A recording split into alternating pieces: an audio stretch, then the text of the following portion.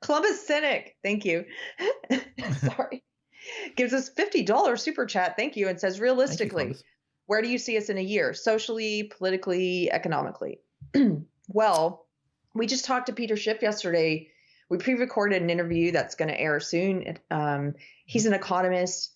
I was a little out of my depth with him, but that was good. He stretched my brain. He and Carter stretched my brain. But he's one of the guys who accurately predicted the 2008 housing crisis, the bubble. And he's basically saying 2021 is going to be worse than 2020. If that tells you anything, I tend to trust people like him who have a bit more expertise in this area than me. But yeah, my gut says, see this destruction that the lockdowns have caused, that the people who support them don't want to even allow us to look at or question. You know, when these governors go out and do all these talks about COVID numbers and their projection models and whatever, Konstantin Kisin brought up a great point I saw on Twitter the other day. He's like, I would like once for them to come out and do projection models on the consequences of the lockdown. They never do that. They're never like, this many suicides we're projecting, you know, this many people losing their homes, this many people going bankrupt. They don't do that. Depression numbers, addiction rates, they're not covering that. Right. And I think a lot of these consequences of the lockdowns are going to be felt for a while. They're going to be compounded because these things, you know, it's not just one thing as a result. It's going to be multiple things that families are facing. Because what happens when you lose your home? Well, then there's a whole host of other problems on top of that. Yeah. So I think it's going to be a really trying year coming up for a lot of Americans and beyond, and in the UK and other places because of lockdown. So yeah. That's unfortunate. Where do I see us socially and politically? Well, I think that Biden's going to be in there.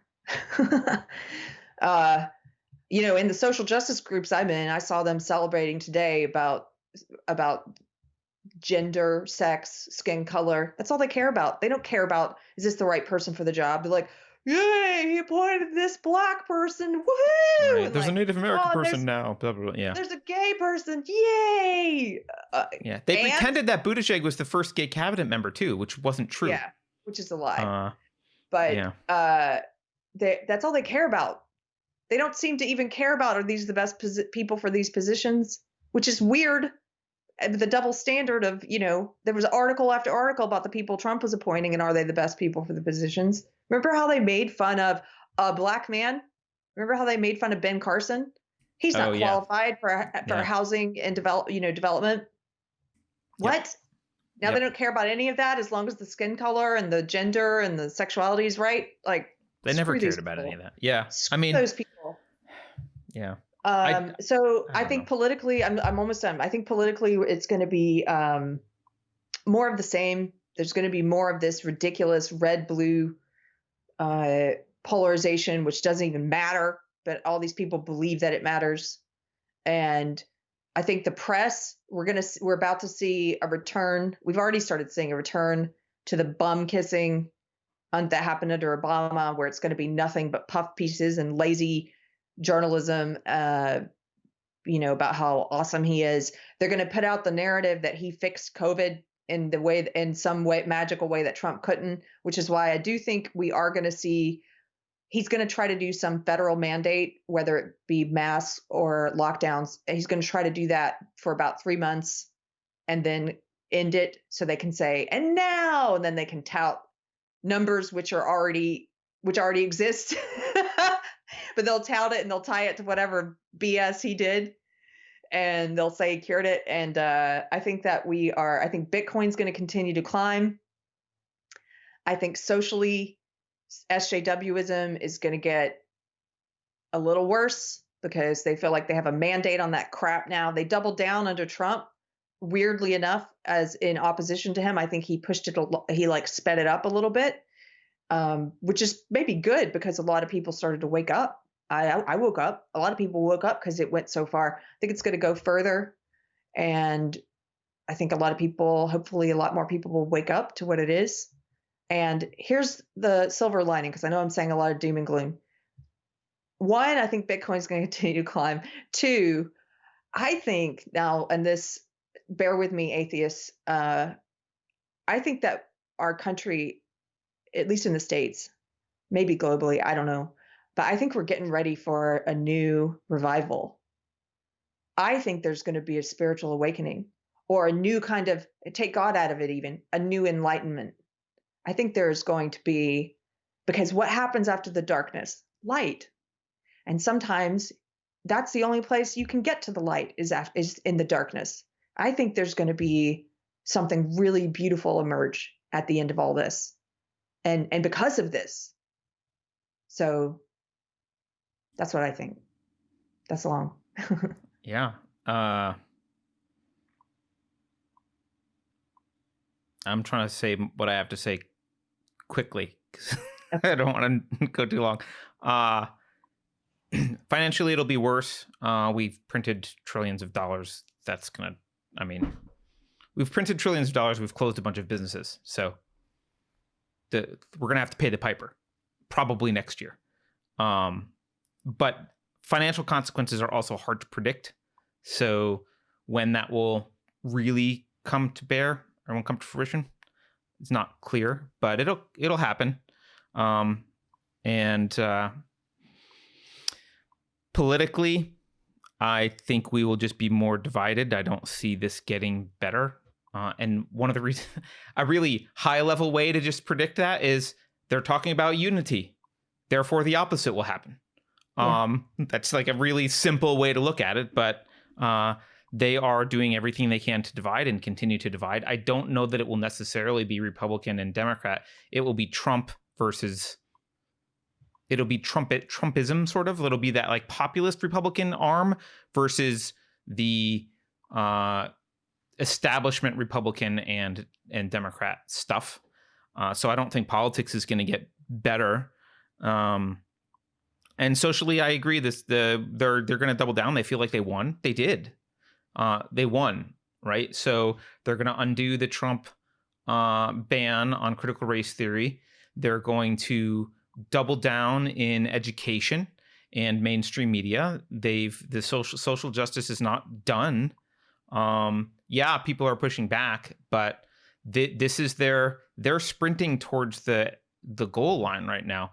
So I don't want to be the cynic, but I typically am. I don't think there's light at the end of the tunnel next year.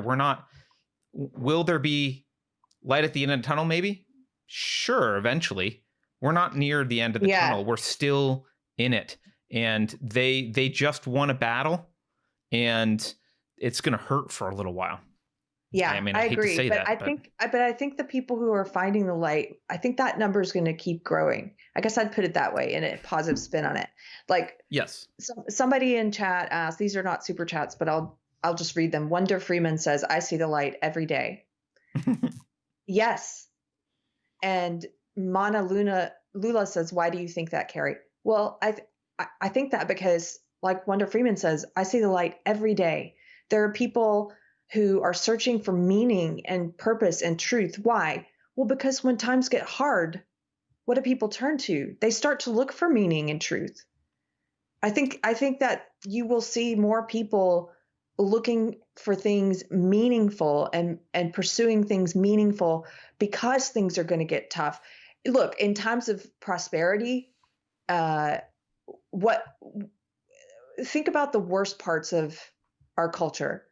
This sort of consumerism, hedonism, pursuit of things that are not meaningful, the security and the safety and the superfluous income and means to waste your time and money pursuing meaningless bullcrap. Like, I think there will still be people doing that. Don't get me wrong. But I think because times are going to get hard, you're going to see more people having this crisis of the soul where they're looking for what's truly important. and contemplating death and contemplating the meaning of life and all of that stuff. I think that's a natural outcome of tough times. And Christianity specifically, look at the Christianity that you see, and not just Christianity. Look at the people practicing both the Uyghurs, the Muslims in China. Look at the Christians in China, the underground Christians. Look how that's growing and how strong their faith is in the face of oppression, in the face of trying or dark times, right? Like, we've been very comfortable in this country for a while.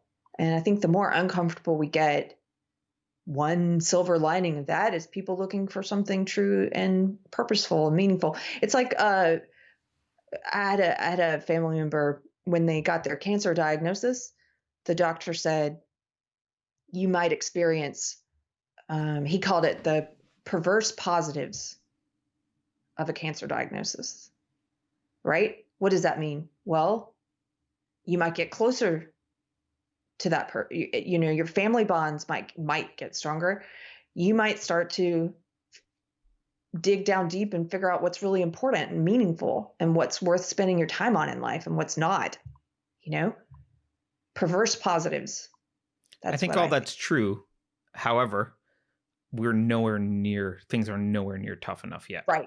I know, we are but they nowhere will near bottom. And I think, I hate to say this, but we will look back on 2020 and go, things weren't that bad. Yeah. It's going to get way worse before it gets better. So the other thing I'll say is, and this is it's just a fact. Like, I wish it weren't true, but it's just true.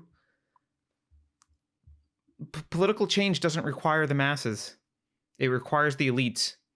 The elites do it. They're the ones who run revolutions. They're the ones who overturn governments. They're the ones that change the course. The masses don't matter as much as you think they do. Yes, you can't, like, if they're all massively against you, but then they infiltrate the elites. Like, the elites, I mean, I interviewed Professor Gary Morrison about the Russian Revolution. It wasn't the masses that rose up against the Tsar. It was the Russian Revolution was about the elites. It was the elite class. It's the liberals. It's the educated class. It's those are the people that control.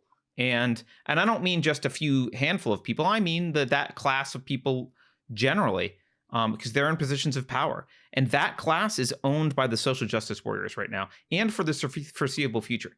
So the only silver lining that I see is that in America, there are a lot of people who will refuse to go along with this.